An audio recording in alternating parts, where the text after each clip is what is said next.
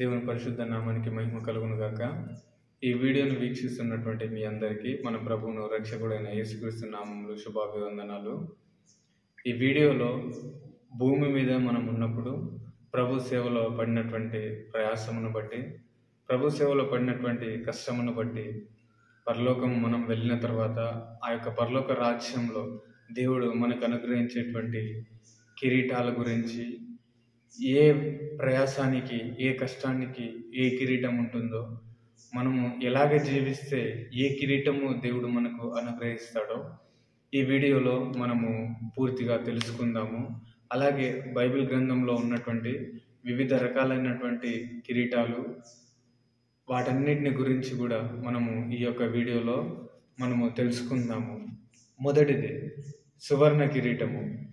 ప్రకటన గ్రంథము 4వ అధ్యాయము 4వ వచనము ఈ యొక్క సువర్ణ కిరీటం గురించి ప్రస్తావించడం జరిగింది. ఈ సువర్ణ కిరీటము ఎవరికి అనుగ్రహించబడుతుందంటే, సంఘంలో గొప్ప నాయకులుగా ఉన్నటువంటి వారికి ఈ యొక్క సువర్ణ కిరీటాన్ని దేవుడు అనుగ్రహిస్తాడు. రెండవది జీవ కిరీటము.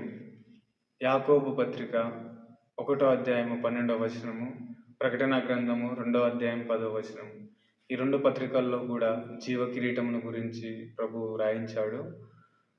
ఈ కిరీటము ఎవరికి అనుగ్రహించబడుతుందంటే, ప్రభు కొరకు శోధనలు సహించి, శ్రమలు సహించి హతసాక్షులుగా అయినటువంటి వారందరికి కూడా ప్రభు జీవ కిరీటాన్ని వారికి అనుగ్రహిస్తాడు.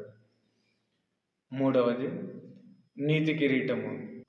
తిమోతికి రాసిన 2వ పత్రిక 4వ అధ్యాయము 7-8 వచనాలలో నీతి కిరీటము గురించి పేర్కొనబడింది. ఈ కిరీటము విశ్వాసము, ఉపదేశము కొరకు మంచి పోరాటము పోరాడి తమ పరుగును కడముట్టించి అంతం వరకు విశ్వాసాన్ని కాపాడుకునేటువంటి ప్రతి ఒక్కరికి కూడా దేవుడు నీతి కిరీటాన్ని వారికి ధరింపచేస్తాడు. అయితే ఈ కిరీటము కేవలం పౌలునకు మాత్రమే కాదు, కానీ ఈ రకంగా విశ్వాసంలో ఉండి మంచి పోరాటము పోరాడేటువంటి ప్రతి ఒక్కరికి కూడా తప్పకుండా ఇదే కిరీటము దేవుడు వారికి అనుగ్రహించబోచున్నాడు. 4 అక్షయ కిరీటము. కొరింథీయులకు రాసిన మొదటి పత్రిక 9వ అధ్యాయము 25వ వచనము మరియు మత్తయి సువార్త 19వ అధ్యాయము 29వ వచనము, ఈ రెండు చోట్ల కూడా అక్షయ కిరీటము గురించి దేవుడు వ్రాయించడం జరిగింది. అయితే ఈ కిరీటము ఎవరికి అనుగ్రహించబడుతుందంటే, సమస్తమును ఉపేక్షించుకొని నియమ ప్రకారము, వాక్య ప్రకారము పోరాడినటువంటి ప్రతి ఒక్కరికి కూడా అక్షయ కిరీటాన్ని దేవుడు వారికి ధరింపచేస్తాడు. ఉదాహరణకు చూస్తే, ఆది సంఘంలో ఉన్నటువంటి అపోస్తులందరూ కూడా ఈ యొక్క తమకున్నటువంటి సమస్తాన్ని ఉపేక్షించుకొని, తమకున్నటువంటి సమస్తమును విడిచిపెట్టి దేవుని నియమం ప్రకారము, వాక్యం ప్రకారము పోరాడారు. 5వది ఆనంద కిరీటము, లేదా దీన్నే అతిశయ కిరీటం కూడా అనవచ్చు. తెస్సలోనికైలకు రాసిన మొదటి పత్రిక 2వ అధ్యాయము 19వ వచనము, అక్కడ ఈ యొక్క కిరీటం గురించి ప్రభు రాయించడం జరిగింది.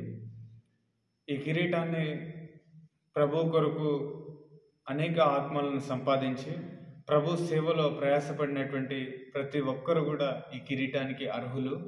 ప్రభు వారందరికీ కూడా ఈ యొక్క ఆనంద కిరీటము, అతిశయ కిరీటాన్ని వారికి ధరింపచేస్తాడు, వారికి అనుగ్రహిస్తాడు. 6వది మహిమ కిరీటము. పేతురు రాసిన మొదటి పత్రిక 5వ అధ్యాయము 4వ వచనంలో ఈ విషయం రాయబడి ఉంది. మహిమ కిరీటము ఎవరికి అనుగ్రహించబడుతుందంటే, దేవుని సంఘమునకు మాదిరికరంగా ఉండినటువంటి ప్రతి ఒక్కరికి కూడా మహిమ కిరీటము అనుగ్రహించబడుతుంది. 7 ముళ్ళ కిరీటము. మత్తయి సువార్త 27వ అధ్యాయము 29వ వచనము, ఈ లోకంలో ఉన్నప్పుడు ప్రతి ఒక్కరు కూడా ఈ యొక్క కిరీటాన్ని ధరించాలి. ఈ యొక్క కిరీటము, ముళ్ళ కిరీటము అంటే ఈ లోకంలో ఉన్నటువంటి శ్రమలు, శోధనలు, బాధలు, వీటన్నిటిని కూడా మనం ధరించి వీటన్నిటిని మనం అనుభవిస్తేనే పైన పేర్కొన్నటువంటి కిరీటాలన్నీ అలాగే తర్వాత చెప్పబోయే కిరీటాలన్నీ కూడా మనకి లభిస్తాయి. కాబట్టి ఈ లోకంలో జీవించినన్ని దినములు ప్రతి ఒక్కరం కూడా ముళ్ళ కిరీటాన్ని మనము ధరించవలసినటువంటి వారమై ఉన్నాము. 8 భార్య భర్తకు కిరీటము. సామెతల గ్రంథము 12వ అధ్యాయము 4వ వచనంలో ఈ విషయం ఉంటుంది. 9 నెరసిన వెంట్రుకలు సొగసైన కిరీటము. సామెతల గ్రంథము 16వ అధ్యాయము 31వ వచనము. 10 కుమారుల కుమారులు వృద్ధులకు కిరీటము. సామెతల గ్రంథము 17వ అధ్యాయము 6వ వచనము. 11 సంవత్సరం అనే దయా కిరీటము. 65వ కీర్తన 11వ వచనము. 12 పరిశుద్ధ కిరీటము. లేవియాకాండము 8వ అధ్యాయము 9వ వచనము.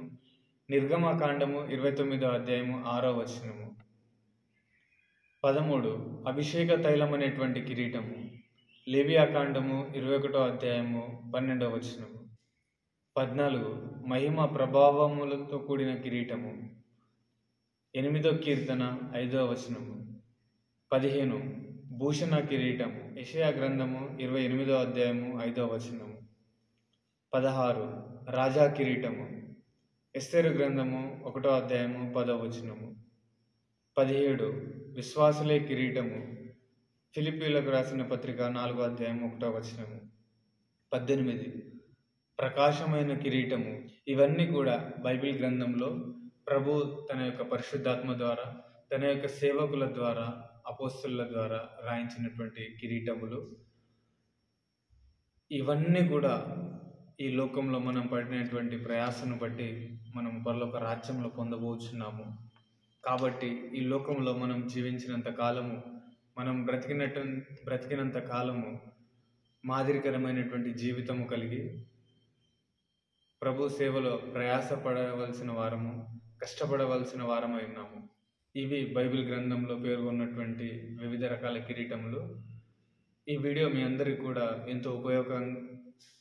ఎంతో ఉపయోగకరంగా ఉంటుందని మేము విశ్వసిస్తున్నాము. ఈ వీడియోను వీక్షించినందుకు మీ అందరికీ కూడా ప్రత్యేకమైనటువంటి వందనాలు. ఈ వీడియోను మీ ఫ్రెండ్స్ అందరికీ కూడా షేర్ చేయండి, లైక్ చేయండి. Thank you. God bless you all.